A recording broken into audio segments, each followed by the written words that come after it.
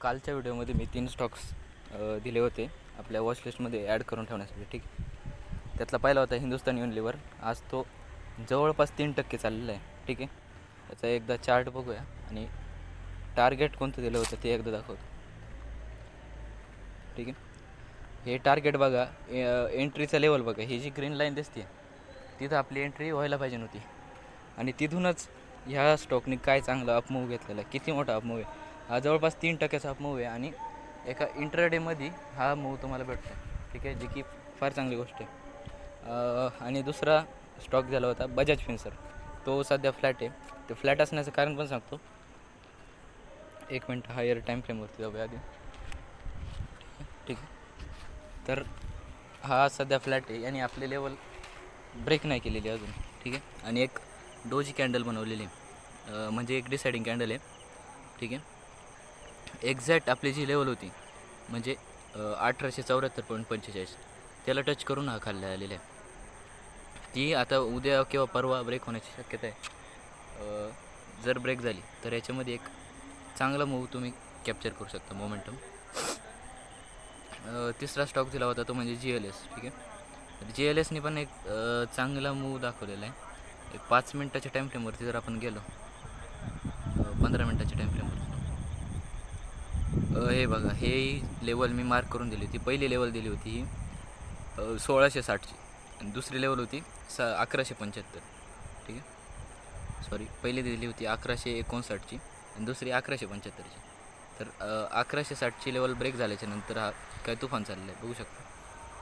तर अशा प्रकारचं ॲनालिसिस जर तुम्हाला पण शिकायचं असेल तर आपल्या चॅनलला सबस्क्राईब करून ठेवा.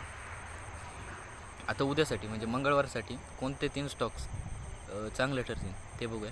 तर याच्यामधला पहिला स्टॉक आहे तो म्हणजे युनायटेड स्पिरिट्स. एकदा चार्ट मोठा करून दाखवतो. ठीक आहे. तर यातला पहिला स्टॉक आहे युनायटेड स्पिरिट्स. जर हायर टाईम फ्रेमवरती बघितलं म्हणजे आता अवरली टाईम फ्रेमवरती गेलं आपण, तर एक फार मोठ्या एका चांगल्या अशा डाऊन ट्रेंडनंतर एकदा मार्क करून दाखवतो. 1514च्या नंतर हा चांगल्यापैकी पडला होता, बऱ्यापैकी. ठीक आहे, बऱ्यापैकी पडला आणि त्याच्यानंतर आता रिकवर होतं. तर याची पहिली लेवल जर बघायला गेलं तर पहिली 1506ची आणि दुसरी आहे 1514ची. 1514ची लेवल ब्रेक झाल्यानंतर एक इंट्राडेमध्ये एक चांगला मोमेंटम येण्याची दाट शक्यता आहे. ठीक आहे. तर याच्यामध्ये आता तिसरा स्टॉक, पहिला युनायटेड स्पिरिट झाला. आता दुसरा आहे तो म्हणजे LTIM. LTIMचं एकदा स्ट्रक्चर बघा. ठीक आहे. हे अशा प्रकारचं याचं स्ट्रक्चर आहे. याचं विकली टाईम फ्रेमवरती स्ट्रक्चरचं ब्रेक झालं आहे. ठीक आहे. आता विकली टाईम फ्रेमवरती आलो आहे आपण. तर एक डाऊन साईडची ट्रेंड लाईन जी होती त्याच्या इथं याचे वॉल्यूम जर का बघितली तर बाय साईडचे वॉल्यूम फार चांगले आणि एक ब्रेकआउट देण्याच्या स्थितीत आहे आत्ता सध्या. ठीक आहे. आता याची इंट्राडेमध्ये लेवल आपण बघून घेऊ. तर पहिला लेवल आहे ही जी ग्रीन बार जो दिसतो आहे तुम्हाला आडो, ती म्हणजे 1376 सॉरी 6376, 6334. ती आपली एंट्री पॉईंट असेल.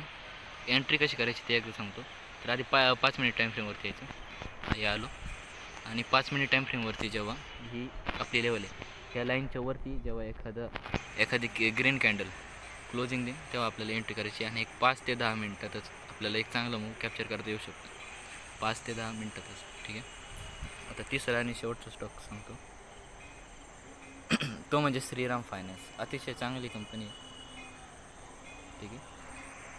सध्या तरी हिच्या ऑल टाईम हायच्या फार जवळ आहे आणि वरची जी ग्रीन लाईन दिसते तिथं आपण एंट्री करू शकतो. म्हणजे 3321ला आपली एंट्री राहील. एंट्री कशी करायची ते सांगितली की 5 मिनिट टाईम फ्रेमवरती ब्रेकआउट शोधायचे. तर डेली टाईम फ्रेमवरती एकदा ॲनालिसिस सांगतो.